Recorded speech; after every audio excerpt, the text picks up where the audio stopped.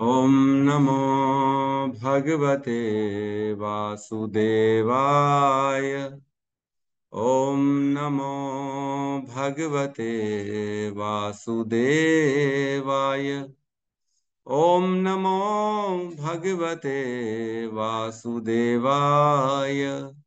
यः स्वानुभावम् अखिलं श्रुतिसारमेकम् आध्यात्मदीपम् अतितीर्षितां तमोऽन्धम् संसारिणां करुणयः पुराणगुह्यम् तं व्याससूनम् उपयामि गुरुमुनीनां। नारायणं नमस्कृत्य नरं चैव नरोत्तमं देवीं सरस्वतीं व्यासं ततो जयमुदीरये। श्रमतां स्वकथा कृष्ण पुण्यश्रवण कीर्तिनः हृदयन्तस्थो हि अभद्राणि विदुनोति सुहृत्सतां। नष्टप्रायेषु अभद्रेषु नित्यं भागवत सेवया भगवती उत्तम श्लोके भक्तिर्भवति नैष्टिकी। श्रवतः श्रद्धया नित्यं गृणतश्च स्वचेष्टितं कालेन नातिदीर्घेण भगवान् विशते हृदि। कृष्णाय वासुदेवाय देवकी नंदनाय च नंदगोपकुमाराय गोविंदाय नमो नमः। जय श्री कृष्ण चैतन्य प्रभु नित्यानंद श्री अद्वैत गदाधर श्रीवासादि गौर भक्त वृंद। हरे कृष्णा कृष्णा कृष्णा हरे हरे, हरे राम राम राम हरे हरे। हरे कृष्णा कृष्णा कृष्णा हरे हरे, हरे राम राम हरे हरे। हरे कृष्णा कृष्णा कृष्णा हरे हरे, हरे राम राम राम। हरे कृष्णा। सभी भक्तों का स्वागत है प्रातःकालीन श्रीमद् भागवतम के सत्र में। कल हमने श्लोक क्रमांक कौन कौन सा किया? कोई बताइए प्लीज।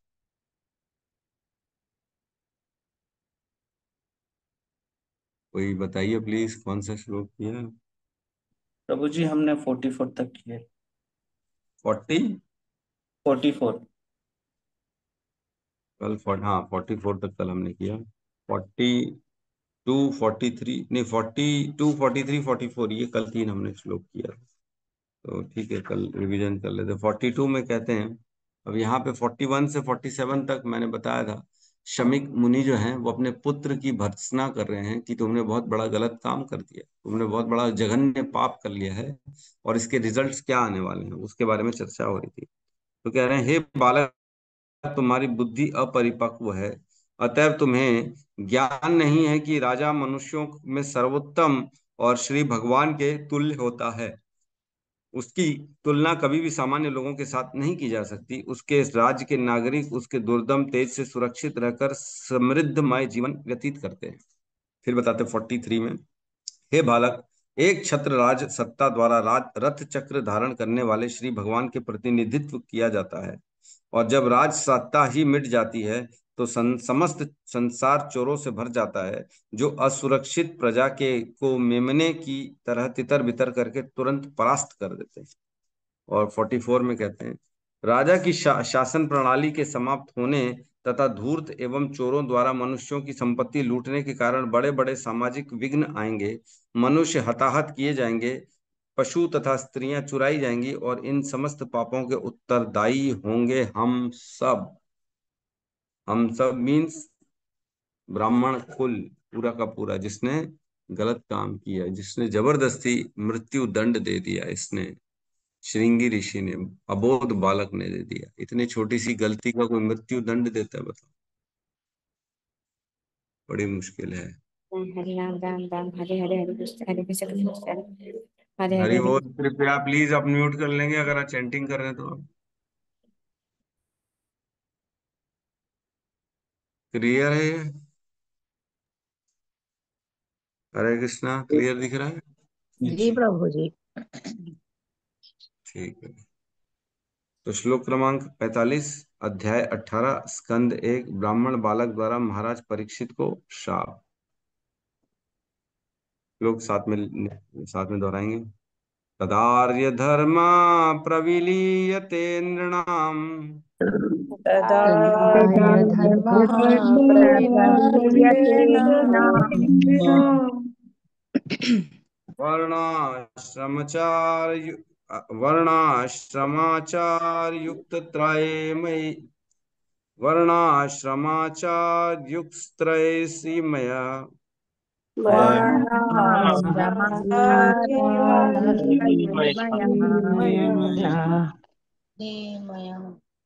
ततोऽर्थ कामा अभिनिवेशितात्मनाम्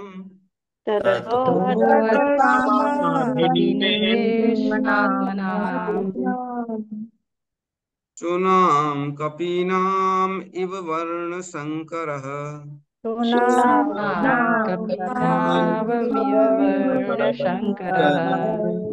तदार्य धर्म प्रविलीयते निर्णाम तदा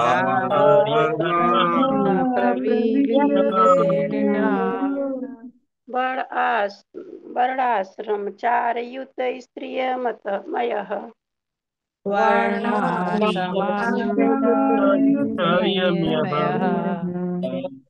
ततो अर्थकामाभिनिवेशिता आत्मनाम्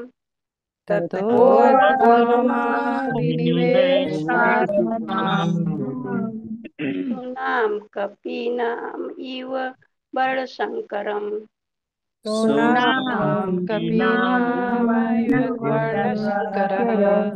हरे कृष्ण।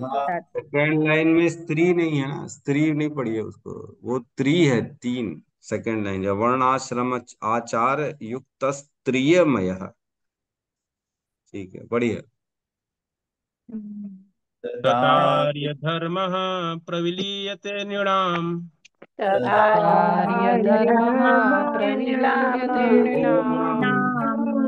वर्णाश्रम आचार्ययुतः त्रयीमयः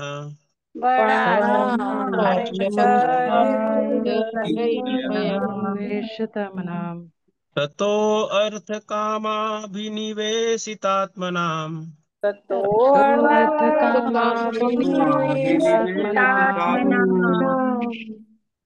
सूनां कपीनामिव वर्णशंकरः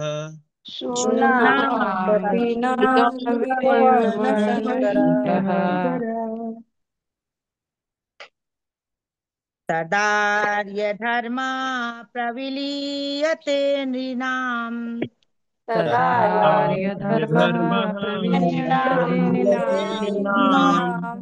वर्णाश्रमाचार्युतस्त्रयीमयः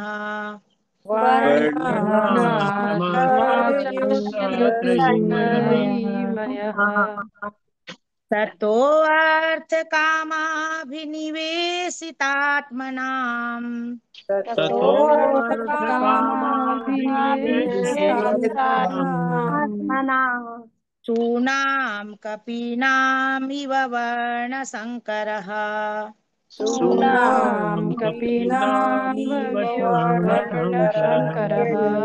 हरे कृष्ण। उस समय सामान्य मनुष्य जाति, वर्ण तथा समाज व्यवस्था आश्रम के गुणात्मक कार्यों के रूप में प्रगतिशील सभ्यता के मार्ग से तथा वैदिक आदेशों से धीरे धीरे गिर जाएंगे। इस प्रकार वे इंद्रिय तृप्ति के निमित्त आर्थिक विकास के प्रति अधिक आकृष्ट होंगे, जिसके फलस्वरूप कुत्तों तथा बंदरों के स्तर की अवांछित जनसंख्या को बढ़ावा मिलेगा। ओम ज्ञानतिमिरन्धस्य ज्ञानांजन शलाकया चक्षुरुन्मीलितं येन तस्मै श्री गुरुवे नमः। श्री चैतन्य मनोभीष्टं स्थापितं येन भूतले स्वयं रूपः कदा मह्यं ददाति स्वपदान्तिकं। वन्देऽहं श्रीगुरु श्रीयुतपदकमलं श्रीगुरून् वैष्णवांश्च श्रीरूपं सागरजातं सहगण रघुनाथान्वितं तं सजीवं साद्वैतं सावधूतं परिजन सहितं कृष्ण चैतन्य देवं श्री राधा कृष्ण पादान् सहगण ललिता श्री विशाखान्वितांश्च। हे कृष्ण करुणा सिंधु दीनबंधु जगतपते गोपेश गोपिका कांता राधा कांत नमस्तुते। तप्त कांचन गौरांगी राधे वृंदावनेश्वरी वृषभानु सुते देवी प्रणमामि हरिप्रिये। वाञ्छाकल्पतरुभ्यश्च कृपा सिन्धुभ्य एव च पतितानां पावनेभ्यो वैष्णवेभ्यो नमो नमः। नमो विष्णुपादाय कृष्णपृष्ठाय भूतले श्रीमते भक्तिवेदांत स्वामी इति नामिने। नमस्ते सारस्वते देवे गौरवाणी प्रचारिणे निर्विशेष शून्यवादी पाश्चात्य देशतारिणे।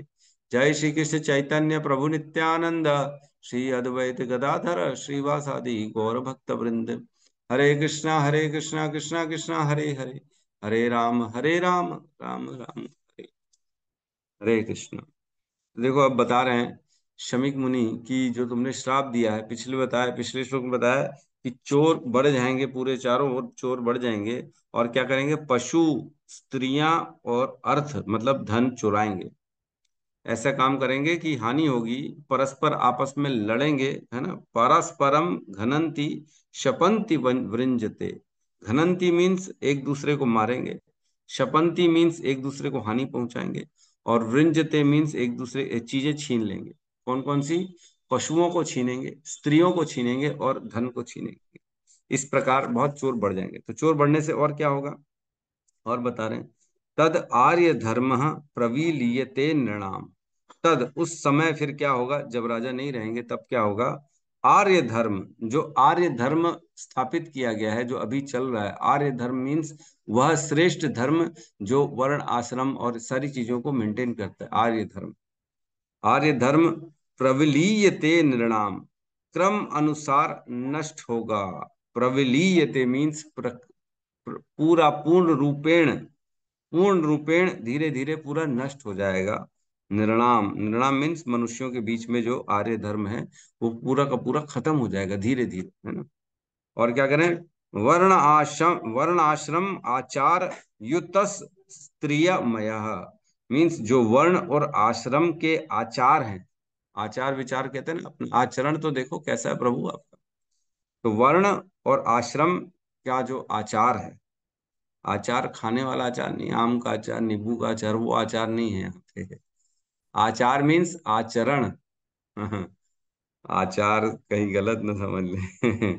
आचार युतः मीन्स शिष्टाचार, उससे युक्त जो वर्ण और आश्रम है वो पूरा का पूरा त्रयी त्रयीमय ततः।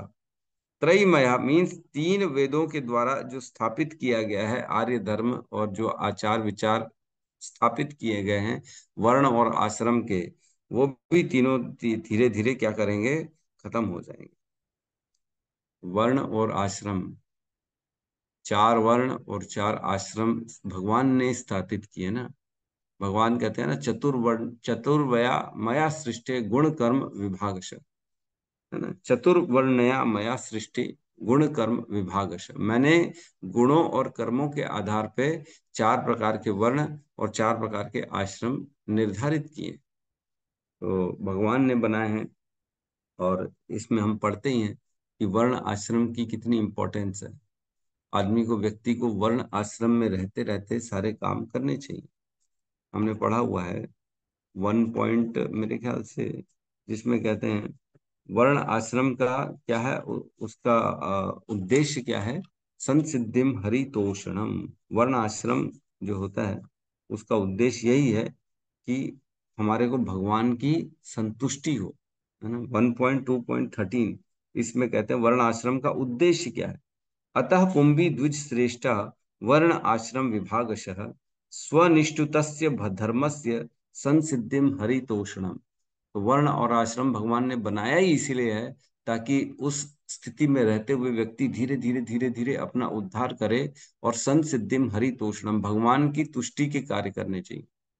इसलिए क्या किया गया, तस्मात् एकेन मनसा भगवान सात्वताम पति श्रोतव्य कीर्तितव्यस्य ध्येयस्य पूज्यस्य नित्यदा। तो ऐसी स्थिति में रहते हुए क्या करना चाहिए, इसलिए तस्मात् एकेन मनसा, एक मन से, एकेन मनसा भगवान सात्वताम पति, भगवान कृष्ण के प्रति श्रोतव्य, उनके उनके जो है उनकी कथाएं सुननी चाहिए, उनके ग्रंथ सुनने चाहिए, उनके ज्ञान, उनके बारे में सब सुनना चाहिए। श्रोतव्य कीर्तितव्य, और बोलना भी चाहिए। ध्येयस्य, उनका चिंतन करना चाहिए, ध्यान करना चाहिए। पूज्यस्य नित्यदा, पूजा करनी चाहिए, किसको, रोज करनी चाहिए, किसको, जो वर्ण आश्रम विभाग में है, ये उनका धर्म है। ठीक है, तो इस प्रकार वर्ण और आश्रम जो है, इसके आचार से लोग क्या हो जाएंगे, पथ भ्रष्ट हो जाएंगे, ये काम नहीं करेंगे।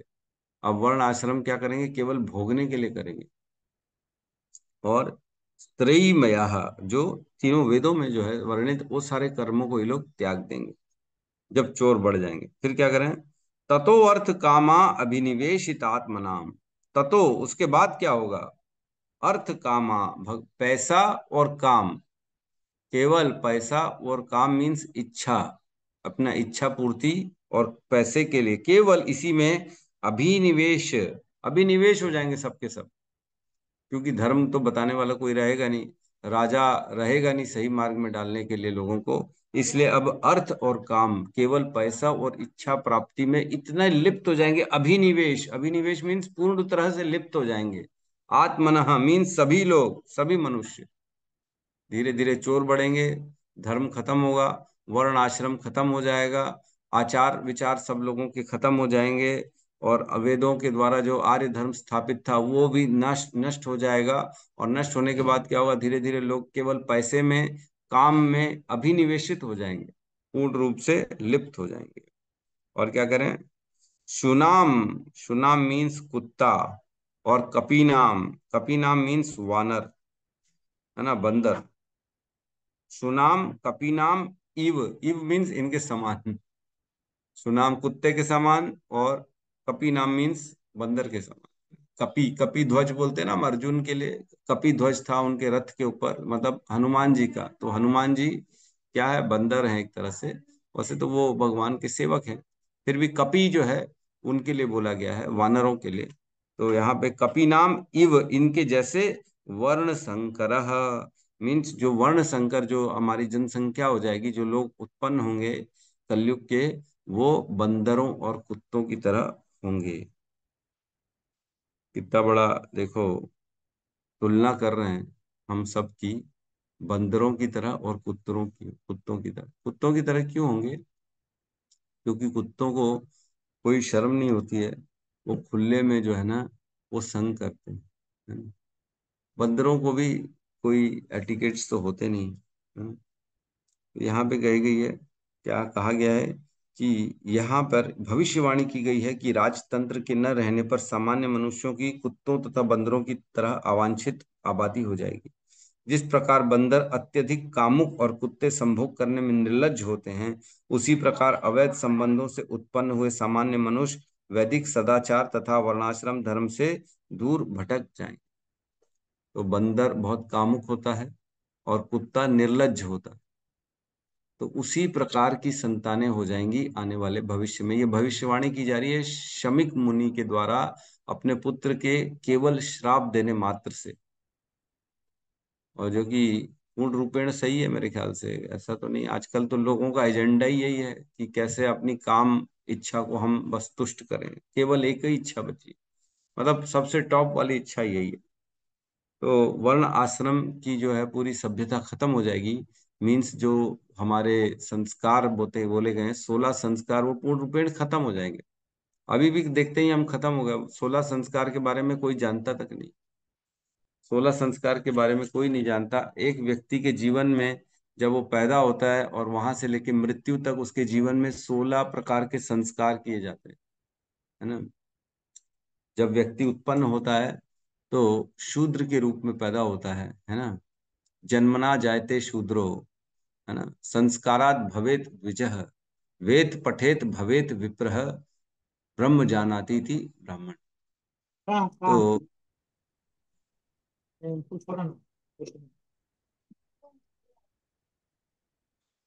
तो वेद पठेत भवेत विप्रः, तो व्यक्ति जब उत्पन्न होता है तो शब्द शूद्र के रूप में उत्पन्न होता है। संस्कार जब मिलते हैं उसको तब वो द्विज बनता है, और जब वो वेद पढ़ना स्टार्ट करता है तब विप्र बनता है, और जब ब्रह्म को जान जाता है तब बनता है ब्राह्मण। तो संस्कार होने अति आवश्यक है हर किसी के जीवन में। तो 16 प्रकार के षोडश संस्कार बताए गए हैं, जिसमें से 10 मुख्य संस्कार है। कौन कौन से संस्कार है, मैं एक शॉर्ट में आपको बता देता हूँ।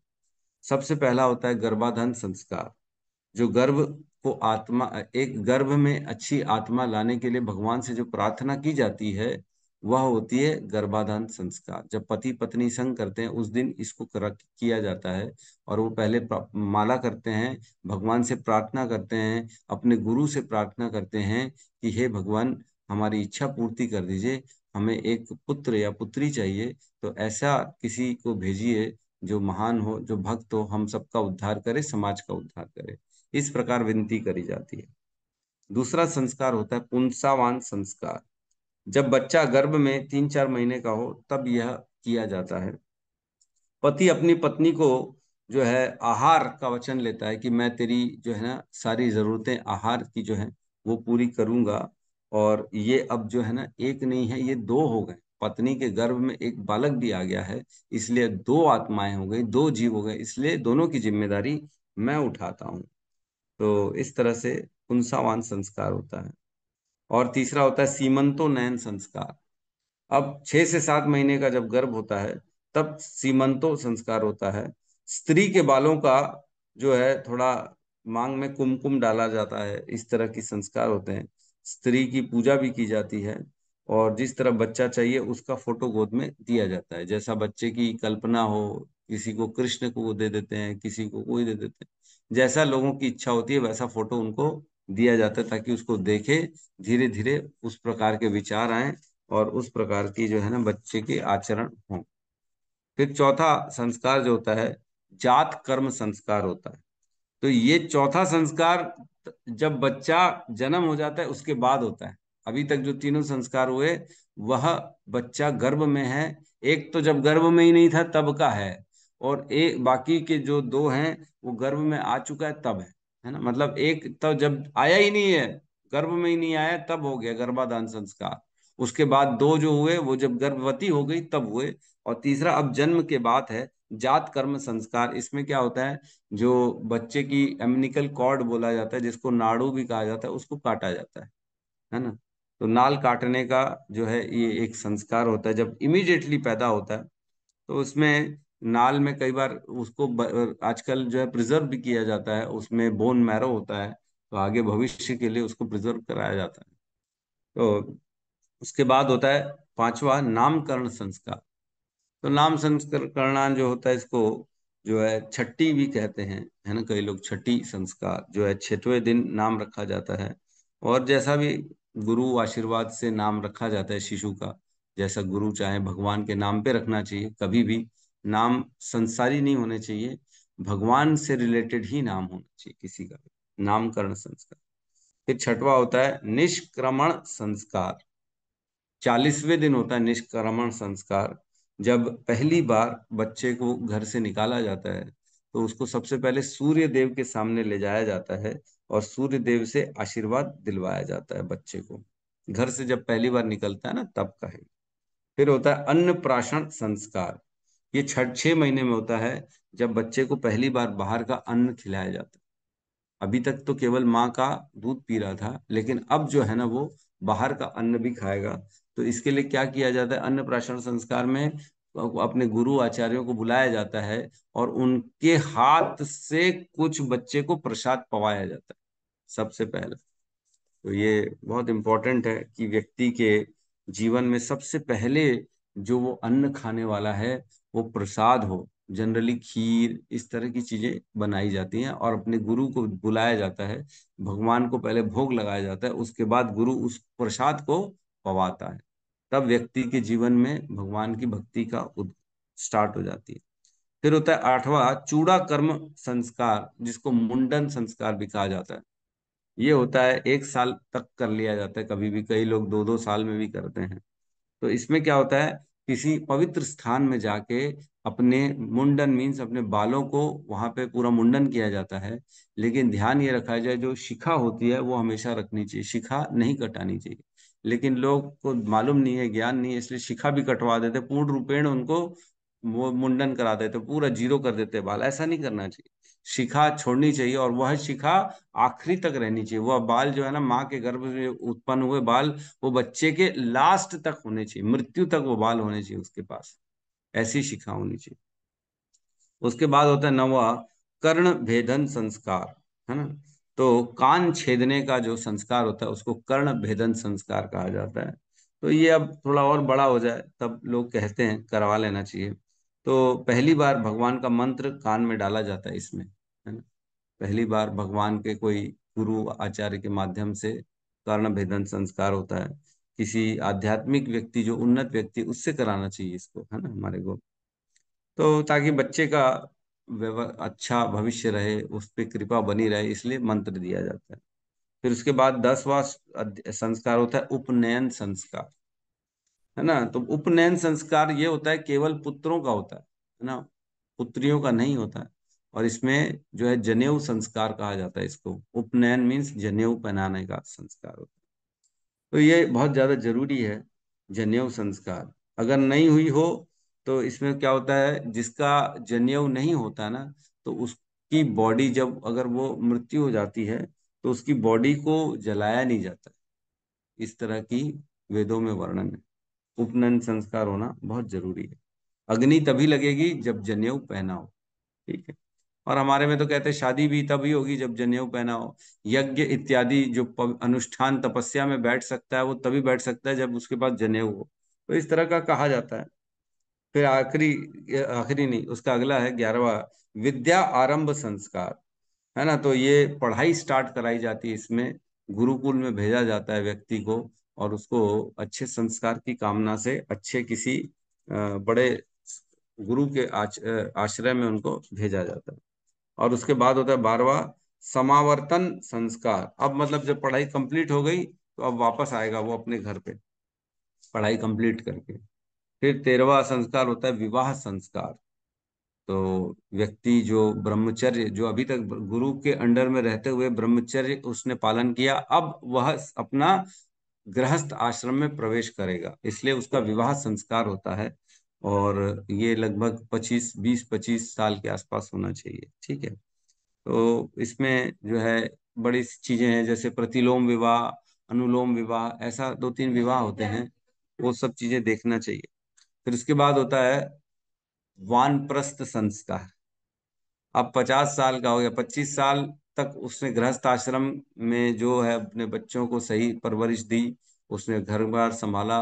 अब उसको विरक्ति होनी चाहिए, अब वो वानप्रस्थ की ओर जाएगा, अब विरक्ति करेगा, अब वो भगवान के ज्ञान की तरफ बढ़ेगा और घर परिवार से आसक्ति अपनी कम करेगा। तो ये सबको करना चाहिए, डिटैचमेंट होना चाहिए, attachment to devotional services and detachment from family. अपने अपनों से, अपने परिजनों से दूर होना चाहिए, ये जरूरी है। फिर उसके बाद होता है 15वां संन्यास संस्कार। अब जब वानप्रस्थ में रहते रहते उसने ज्ञान अर्जित कर लिया, तो अब संन्यास की बारी आई। अब पूर्ण रूपेण विरक्ति हो जाएगी और अब संसार को ज्ञान देने की बारी आएगी। हाँ, संन्यास आश्रम में ये माताओं के लिए नहीं है, ये केवल प्रभुओं के लिए, पुरुषों के लिए संन्यास आश्रम, माताओं के लिए नहीं कहा गया। अब वो पूर्ण रूप में नाम जप करेगा, भगवान की भक्ति करेगा और मृत्यु की तैयारी करेगा। प्रे एंड प्रिपेयर, संन्यास आश्रम में क्या कहते हैं, प्रे एंड प्रिपेयर। वो भगवान की पूजा अर्चना में पूरा समय लगाएगा और मृत्यु की तैयारी के लिए अपने आप को तैयार करेगा। और 16वां जो होता है वो होता है अंत्येष्टि संस्कार, जब पूरा जीवन खत्म हो जाता है। यही एक संस्कार है जब मृत्यु के बाद किया जाता है, आखिरी संस्कार, अंतिम संस्कार जिसको कहते हैं। तो इसमें हमने बताया है कि कम से कम 10 पिंडदान दिए जाते हैं पुत्रों के द्वारा, है ना। और 12-13 दिन तक वह आत्मा उस घर पे रहती है, जब तक भोजन नहीं कराया जाता ब्राह्मणों को बुला के, सभी को प्रीति भोज जो कराया जाता है 12वें-13वें दिन, उस दिन तक आत्मा घर में रहती है और वो सब चीजों को देखती है कि क्या मेरे लिए किया जा रहा है, मैंने जो जो सिखाया वाकई में कुछ हो रहा है कि नहीं हो रहा है, क्या मेरे उद्धार के लिए ये लोग कुछ प्रयास कर भी रहे हैं कि अपने आप को बस खाली मजे कर रहे हैं, टीवी देख रहे हैं, आनंद में हैं। तो उसको दिखाया जाता है कि देखो, तुमने जिनके लिए पूरा जीवन किया, अब वो तो तुम्हारे जाने के हफ्ते भर बाद भी जो है अपने काम में लग गए, उनको तो कोई फर्क ही नहीं पड़ रहा है तुम हो चाहे नहीं हो। तो इस प्रकार दिखाया जाता है। तो ये 16 संस्कार बताए गए हैं व्यक्ति के जीवन में। ठीक है, तो हम अगले श्लोक में प्रवेश करते हैं, 45। तो ये सब क्या होगा, विनष्ट हो जाएगा। तुमने क्या किया है, राजा को मृत्यु दंड दे दिया है, अब लोग वर्ण आश्रम धर्म को कोई फॉलो नहीं करेगा और धीरे धीरे पतन की ओर कुत्ते और बंदरों की तरह लोग उत्पन्न होंगे। 46 नंबर श्लोक क्लियर है। जी। धर्मपालो नरपति धर्मपालो नरपति नरपति अतु सम्रांग बृहच्छ्रवा साधु सम्राट साक्षान् महाभागवतो साक्षान् महाभागवतो राजऋषिर्हये मेदयात् ऋषिर्हयमेधयातो श्रुततट श्रमयतो दीनो श्रुतशमयदीनो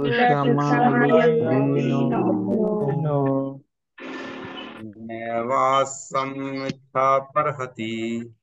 नैवासमर्हति धर्मपालो नरपतिः धर्मपालो कलो नरपतिः स तु सम्राङ्ग बृहच्छवः साधु सम्राट साक्षान् महाभागवतो महाभागवतो राजर्षिहयमेधयात्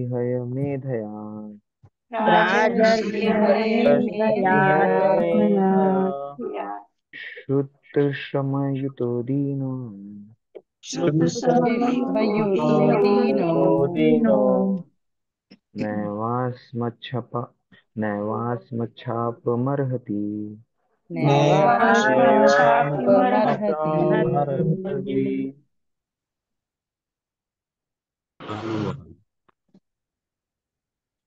सम्राट परीक्षित एक पवित्र राजा हैं। वे अत्यंत प्रसिद्ध हैं और उच्च कोटि के भगवत भक्त हैं। वे राजाओं में संत राजऋषि हैं और उन्होंने अनेक अश्वमेध यज्ञ किए हैं। जब ऐसा राजा भूखा तथा प्यास का मारा थका हारा होता है तो वह किसी भी प्रकार से श्राप दिए जाने के योग्य नहीं होता।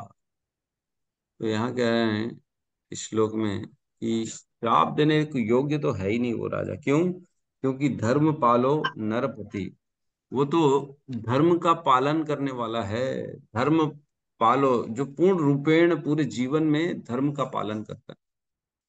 कौन कौन करता है पूरे जीवन धर्म का पालन?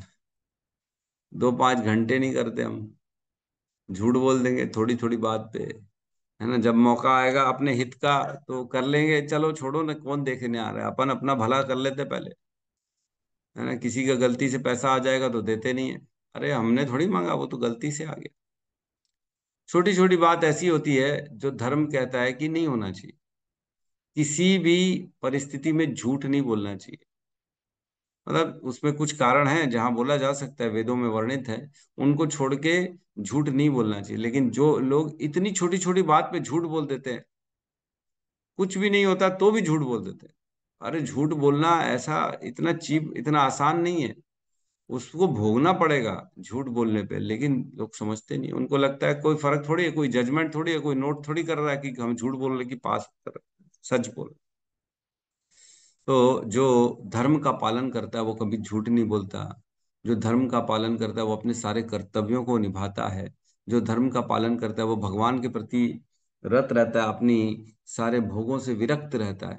उसको भोगों में कोई इच्छा नहीं रहती, है ना। यद्यपि वो पूरे पृथ्वी का सम्राट है तो भी उसको भोगों में कोई आसक्त नहीं, ये मेरा नहीं है, ये सोच के वो राज्य कर रहा है। धर्म धर्म पालो नरपति, नरों में उत्तम सबसे जो है राजा परीक्षित। सतु मीन्स वही राजा परीक्षित जो धर्म का पालन करते और नरों में पति हैं, वह सतु राजा परीक्षित जो कि ये सम्राट है, चक्रवर्ती सम्राट है पूरी पृथ्वी का, उसकी बात कर रहे हैं। बृहच्छ्रवा मीन्स इतने ज्यादा प्रसिद्ध है वो, अत्यधिक प्रसिद्ध है वो। क्यों प्रसिद्ध है? क्योंकि भगवान ने उनको गर्भ में जाके उनकी रक्षा करी थी। कौन नहीं जानता है परीक्षित महाराज के बारे में? वही एक ही व्यक्ति का नाम आता है सामने जिसकी भगवान ने गर्भ में भी जाके रक्षा कर दी। और किसी का नाम सुना है आपने? किसी ने नहीं सुना। सोचो, स्वयं ब्रह्मांड के नायक किसी एक जीव की रक्षा करने के लिए गर्भ में तक प्रवेश कर गए, तो वो आदमी का कितना बड़ा इंपॉर्टेंस होगा। जिसको भगवान ने रक्षा प्रदान कर दी, उसकी उसकी प्रसिद्धि कैसे नहीं होगी बताओ। भगवान ही चाहते हैं उसका जन्म हो। और क्या कह रहे हैं, साक्षात महाभागवतो, और वो कैसे हैं, वो तो साक्षात महाभागवत हैं, साक्षात महाभागवत। साक्षात मीन्स आंखों देखा, जैसे कोई सामने घटना घट रही है, अरे साक्षात मैंने एक्सीडेंट देख के आया प्रभु, मेरे सामने मैंने देखा कैसे एक्सीडेंट हो गया, लोग ऐसे बोलते। साक्षात वो तो मतलब ऐसे हैं वैसे हैं, साक्षात, साक्षात मीन्स जो आंखों मैंने देखा वह स्थिति बता रहा हूं। तो यहाँ कह रहे हैं शमीक मुनि कि वो साक्षात कौन है, महाभागवत है। तो ये पूरे जग जाहिर था कि वो महाभागवत है, ऐसा नहीं था कि मालूम नहीं था, अंदर ही अंदर से वो खाली धर्म का पालन करता था, और लोगों को तो छुपा रुस्तम निकला प्रभु। छुपे हो प्रभु, आप तो इस्कॉन ज्वाइन कर लिए, 16 माला करते हो, पता ही नहीं पड़ा हमारे को, छुप छुप के कर रहे हो। ऐसा भी होता है, कई लोग अपना छुपा छुपा के करते हैं, लेकिन परीक्षित महाराज के केस में ऐसा नहीं था। परीक्षित महाराज के बारे में हर व्यक्ति जानता था कि कितना बड़ा भगवान का भक्त है, महाभागवत है वो। तो छुपी हुई बात नहीं है, ऐसे महाभागवत है जो कि राज ऋषि, वो तो राज ऋषि है ना। एक होती है महर्षि, एक होती है देव ऋषि, और एक होती है राज ऋषि। महर्षि मीन्स ऋषियों में महान, देव ऋषि मीन्स देवताओं में जो ऋषि है वो देव ऋषि, और राज ऋषि मीन्स जो राजाओं में ऋषि है वो राज ऋषि। तो यहाँ राज ऋषि कहा गया है इनको।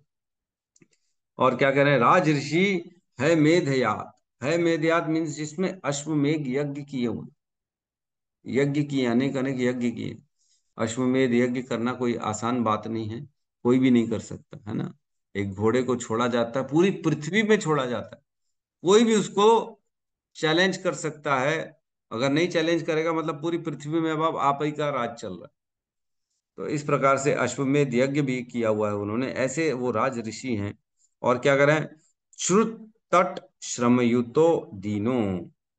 श्रुत तट मीन्स जब भूख और प्यास से, श्रुत तट, श्रुत, श्रुत मीन्स भूख और तट मीन्स प्यास।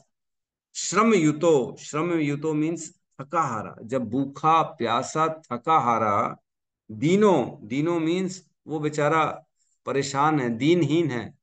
कौन, महाभागवत स्वयं परीक्षित महाराज भूख और प्यास से परेशान है, दीनहीन है। ऐसी अवस्था में नैव अस्मान श्रापम अर्हति, ऐसी स्थिति में वो कभी भी श्राप देने के योग्य नहीं है। बता रहे हैं वो बेचारा भूखा प्यासा है, दीनहीन हालत में हमारे घर में आया है, और जो कि साक्षात महाभागवत है, पूरा संसार जानता है। ऐसे महाभागवत जो राज ऋषि भी हैं, वो धर्म का पालन करते हैं, वो नरों में पति हैं, ऐसे व्यक्ति को किसी भी स्थिति में श्राप नहीं देना चाहिए। अपने पुत्र को समझा रहे हैं। जब कोई भूखा प्यासा महान राजा जो महाभागवत है वो आए आपके पास और आपसे बोले कि हमें पानी पिला दो, तो आप उसको क्या श्राप दे देंगे? हैं? श्राप ही दे दिए, उल्टा मृत्यु दंड दे दिए।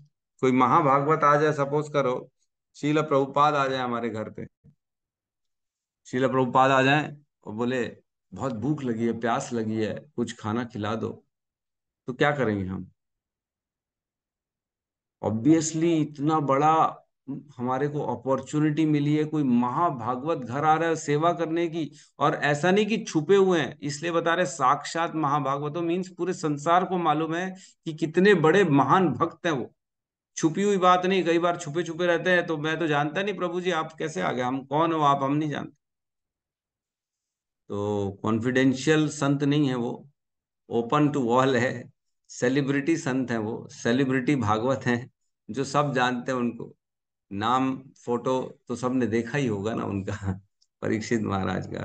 तो ऐसे परीक्षित महाराज जब भूख प्यास से सेवा के लिए आपके पास आए, तो ये आपकी ड्यूटी बनती है कि उनकी सेवा करें, ना कि उन्हें श्राप दे दें। उल्टा ऐसा है, कोई महान संत आया और उसको बोले चलो चलो निकलो प्रभु, बस बस हमको तो, हम नहीं कर सकते, निकलो अब आप।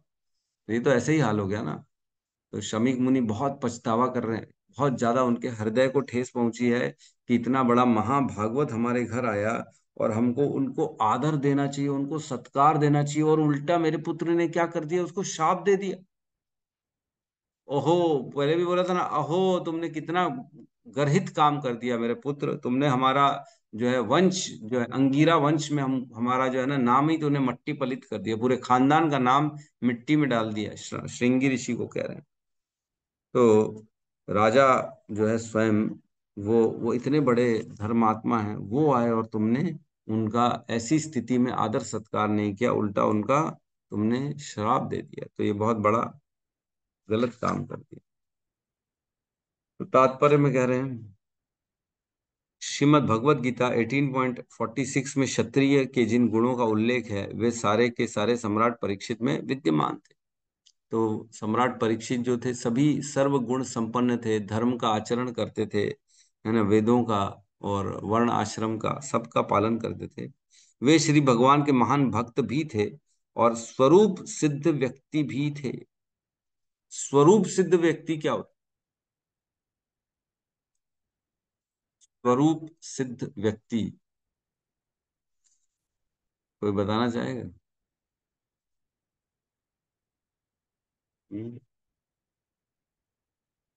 स्वरूप सिद्ध व्यक्ति, स्वरूप सिद्ध व्यक्ति। यस, गौतम बुद्ध प्रभु, बहुत बढ़िया, बताइए।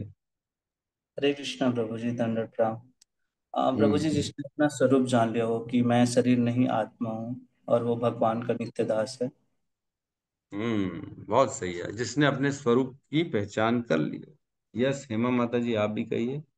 हाँ, सेम प्रभु जी, आत्म साक्षात्कारी व्यक्ति, जिसने अपनी आत्मा का साक्षात्कार कर लिया हो और उसने देख लिया हो कि वो कैसे मतलब परमात्मा की दास है और उनके अंदर नियंत्रक है।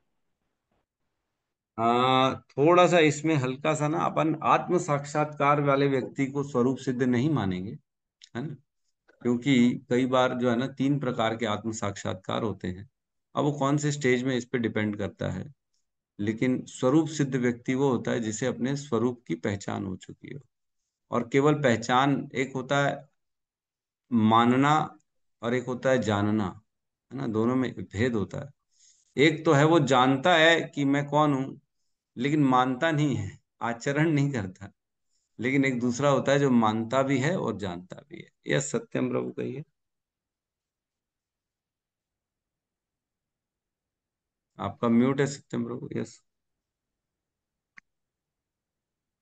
अभी हरे कृष्ण जी, आ रही है आवाज? हाँ हाँ, आ रही प्रभु बोलिए। जी, इसमें एक मन मना मद भक्तों वाला वो श्लोक हो सकता है क्या प्रभु जी, जिसमें सदैव मेरा चिंतन, मतलब सदैव नहीं जय नहीं भगवान नहीं चिंतन नहीं, कर। वो नहीं अच्छा होगा। वो तो भक्ति के लिए है। जो वो भक्ति अच्छा। करता है वो भगवान को अपना मन दे देता है, आप उनके सामने नमस्कार करता है, उनकी पूजा करता है, वो हो गया। यस, रघुनाथ दास जी। प्रभु जी, गौतम बुद्ध प्रभु जी ने जो बताया वो पूरा कंप्लीट है प्रभु जी। उसमें ये ऐड कर सकते हैं क्या, जैसे देहात्म बुद्धि अहंकार माया से ऊपर उठ चुका हो और जो संसार में रहते हुए भी क्या कहते हैं कि अपने आप को स्थिर मानता हो। ठीक है, कुछ हद तक सही है। एक्चुअल में इसका अर्थ जो है, इसका डेफिनेशन क्लियर कट दिया हुआ भगवत गीता के 6.29 और 30 नंबर श्लोक में, 6, 29, 30 में। स्वरूप सिद्ध प्रभु कौन जी, होता है? स्वरूप, 5.21 में भी है ना, 5.21। मैं देख लेता हूँ माता जी। 5.21 में, विनम्र साधु पुरुष, है ना, अपने वास्तविक ज्ञान के कारण एक विद्वान तथा विनीत ब्राह्मण गाय। नहीं, ये तो अच्छा 5.21 बोला आप। 21 एक बार देख लेता हूँ। ऐसा मुक्त पुरुष भौतिक इंद्रिय सुख की ओर आकृष्ट नहीं होता, अपितु सदैव समाधि में रहकर अपने अंदर में आनंद का अनुभव करता है। इस प्रकार स्वरूप सिद्ध व्यक्ति परब्रह्म में एकाग्रचित्त होने के कारण असीम सुख भोगता है। तो स्वरूप सिद्ध व्यक्ति क्या भोगता है, इसमें यह बताया गया है कि वो इंद्रिय सुख की ओर आकृष्ट नहीं होता और वो अपने अंदर अनुभव आनंद का अनुभव करता है। और इस प्रकार वो परब्रह्म से एकाग्रचित्त हो चुका होता है। तो ये भी ठीक है, उन्हीं के बारे में ही बताया गया है कि वो कैसे कैसे रहते हैं, क्या करते हैं वो। तो इसमें लिखा है 6.29 और 30 में कहते हैं, वास्तविक योगी समस्त जीवों में मुझको तथा मुझ में समस्त जीवों को देखता है। निस्संदेह स्वरूप सिद्ध व्यक्ति मुझ परमेश्वर को सर्वत्र देखता है। स्वरूप सिद्ध व्यक्ति कौन है? जो हर चीज में भगवान को देखे और भगवान में हर चीज को देखे और भगवान को हर कहीं देखे। स्वरूप सिद्ध व्यक्ति कौन होता है? जो भगवान को सर्वत्र देखता है। और क्या कह रहे हैं 30 में? कह रहे हैं जो मुझे सर्वत्र देखता है और सब कुछ मुझ में देखता है, उसके लिए ना तो मैं कभी अदृश्य होता हूं और ना ही वो मेरे लिए अदृश्य होता। तो स्वरूप मीन्स भगवान के स्वरूप को हर कहीं देखना। और भगवान बेसिकली हम सब भगवान के अंश हैं, है ना, हम सब जानते हैं। और 2.13 बोल रहे हो प्रभु आप? वो तो धीरवान व्यक्ति के बारे में, स्वरूप सिद्ध के बारे में नहीं बताया। तो स्वरूप सिद्ध कौन होता है? जो अपने स्वरूप को जान लिया हो। क्या है हमारा स्वरूप? हम सब कृष्ण के अंश हैं, ये हमारा स्वरूप है ना। एक श्लोक आता है जिसमें कहते हैं कि मुझे जो हर कहीं देखता है, समम सर्वेषु भूतेषु तिष्ठन्तिम परमेश्वरम, समम सर्वेषु भूतेषु तिष्ठन्ति परमेश्वर यह पश्यति, इस तरह का श्लोक आता है जिसमें कहते हैं कि जो मेरे को हर कहीं देखता है वही एक्चुअल में सही मायने में देख रहा है, और कोई नहीं देख रहा। तो हमको जो भगवान का दर्शन हर कहीं करता है, समम सर्वेषु भूतेषु तिष्ठन्तम परमेश्वर विनश्यतु अविनश्यंतम यह पश्यति स पश्यति, जो ऐसा देखता है वाकई में वही देखता है और कोई नहीं देखता। तो यहाँ स्वरूप सिद्ध कहा गया है, मतलब जो परीक्षित महाराज हैं वो जानते थे कि हर चीज हर जगह हर जीव के अंदर कौन है? भगवान है। अब भगवान है तो भगवान का दर्शन करता था हर जीव के अंदर। सोचो, बोलना आसान है लेकिन वाकई में दर्शन करना बहुत हार्ड है। एक पागल पागल बाबा हुए, जो मंदिर है उनका पागल बाबा मंदिर वृंदावन में, वो हाई कोर्ट के जज थे कलकत्ता के। तो उनके सामने एक केस आया। एक किसान था, उसने एक साहूकार से पैसे कुछ लिए थे उधार, और अपने खेत के पैसे जमीन के कागज उसको दिए थे, गिरवी रखवाया था। तो जब वो वापस छुड़वा दिया, धीरे धीरे करके उसने सारे पैसे दे दिए। अनपढ़ था बेचारा किसान, अंगूठा लगाता था जाके और पैसे वापस दे के आता था, किश्त किश्त दे के आता था। फिर जब सब पैसे दे दिए तब उस साहूकार के मन में क्या बेईमानी आ गई, और उसने क्या किया, बोले नहीं तूने पैसे नहीं दिए हैं, ये जमीन तो मेरी हो गई। तो उसका केस चला और कलकत्ता हाई कोर्ट में केस चला। तो वो जो बेचारा किसान था, वो भगवान वहाँ गोविंद जी का मंदिर था, है ना, तो गोविंद जी के मंदिर बहुत ज्यादा आस्था थी उसकी गोविंद जी के ऊपर।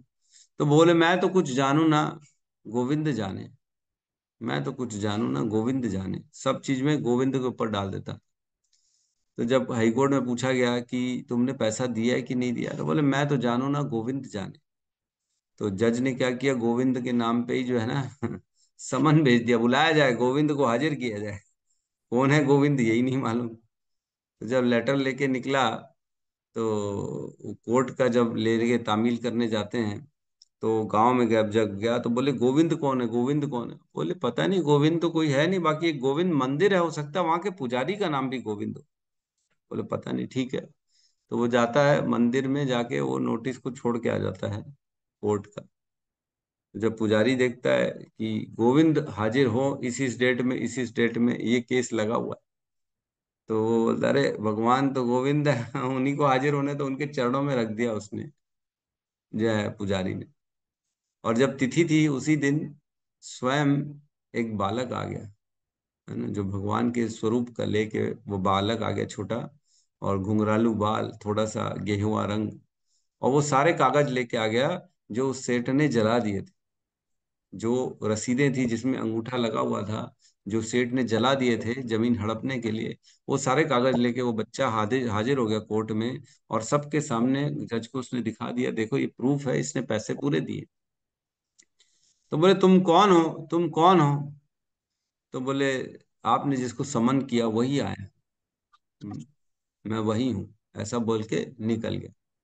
तो उसको उसका तेज देख के ना जज बड़ा आश्चर्यचकित हो गया, ये है कौन, आइडेंटिटी समझ में ही नहीं आ रही उसकी। वो जज जो है, वह जज निकला बाहर अपने कोर्ट रूम से उनको देखने के लिए कि कौन है ये। तो देखते देखते जज के सामने वो गायब हो। तब वो जज समझ गया ये भगवान ही है और कोई नहीं है। गोविंद स्वयं आए और वो जब देखे कागज लेके आए तो वो सेठ जो था वो रोना चालू कर दिया, ये तो मैंने जला दिए थे, ये कहाँ से आ गए, ये कहाँ से आ गए। तो इस प्रकार स्वयं भगवान आ जाते हैं अपने भक्तों की रक्षा करने के लिए। तब फिर जो है ना वो जज बोले ये कहाँ मिलेंगे, कहाँ मिलेंगे। उन्होंने अपना छोड़ दिया, जज का काम ही छोड़ दिया और उनको ढूंढते ढूंढते वृंदावन आ गए। किसी ने बताया वो तो वृंदावन में रहते हैं, यहाँ कहाँ मिलेंगे तुमको भगवान। तो वृंदावन आ गया। उसने भगवान को ढूंढने की बहुत कोशिश करी, बहुत कोशिश करी, दिन रात वो भगवान को ढूंढने ढूंढने में पूरा वृंदावन घूमते रहे। फिर उनको ज्ञान आया धीरे धीरे कि भगवान हर कहीं हैं, सबके अंदर हैं, हर जगह भगवान है। ये उनको धीरे धीरे ज्ञान आया। सर्वत्र, हर जगह है भगवान। तो इस प्रकार वह फिर हर जीव को जिसको देखें उसको दंडवत प्रणाम करना चालू कर दिया। हर कहीं, हर किसी को, ऐसा कोई था नहीं जिसको प्रणाम ना करे। वो सुअर को भी देखें तो उनको भी वहीं पे दंडवत प्रणाम कर देते कि ये तो स्वयं भगवान है। तो इस प्रकार धीरे धीरे वो उनको पहले तो लोग पागल पागल बोलने लगे। फिर उनको जब उनकी ख्याति बढ़ी धीरे धीरे, तब उनको बहुत बड़े साधु माना गया। फिर उनका मंदिर भी बन गया, पागल बाबा मंदिर वृंदावन में। तो इस प्रकार स्वरूप सिद्ध उन्होंने भगवान के स्वरूप को हर कहीं देखना स्टार्ट कर दिया। अपने अंदर, हर जीव के अंदर भगवान को देखना, स्वरूप सिद्ध व्यक्ति। एक श्लोक आता है 6.30, उसमें कहते हैं यो माम पश्यति सर्वत्र सर्वम च मयि पश्यति तस्य अहम न प्रणश्यामि स च मे न प्रणश्यति। जो सब कुछ मेरे अंदर देखता है और जो सब किसी में मुझको देखता है ना, दो कंडीशंस बता दी गई हैं। जो सब कुछ मेरे अंदर देखता है, उसको दिखता है ये संसार कहाँ है, ये तो भगवान के अंदर है, भगवान के कंट्रोल में है। पूरा संसार में भगवान ही भगवान, और हर व्यक्ति के अंदर भी वो हर जगह भगवान का दर्शन करता है। तो तास्य अहम न प्रणश्यामि, उसको भगवान बोलते मैं उसको कभी छोड़ता नहीं। और सच में ना प्रणश्यति, और वो भी मुझे कभी छोड़ नहीं सकता। तो ये गुण है स्वरूप सिद्ध व्यक्ति का, वो हर कहीं भगवान को देखता है। ठीक है, तो किसी का कोई प्रश्न है तो हम ले सकते हैं। हरे कृष्णा हरे कृष्णा हरे कृष्णा हरे हरे कृष्णा कृष्णा कृष्ण कृष्ण कृष्ण कृष्ण हरे हरे हरे राम हरे हरे हरे राम राम राम हरे राम राम राम राम हरे राम हरे। हरे हरे। थैंक यू समस्त प्रभु जी। भक्त वृंद भक्त की वृंद जय। की जय जय। सद्गुरु गुरु शील श्री प्रभुपाद की प्रभुपाद की जय जय। जय निताई गौर प्रेमानंदे। हरि हरि हरे बोल। हरि हरि बोल, बोल। हरि बोल, हरे हरि हरे बोल। कृष्णा। हरे कृष्णा प्रभु हरे जी। कृष्ण प्रभु जी कृष्णा। दंड प्रणाम। बहुत बहुत हरे धन्यवाद कृष्ण प्रभु जी आपका। हरे हरे कृष्ण। कृष्णा।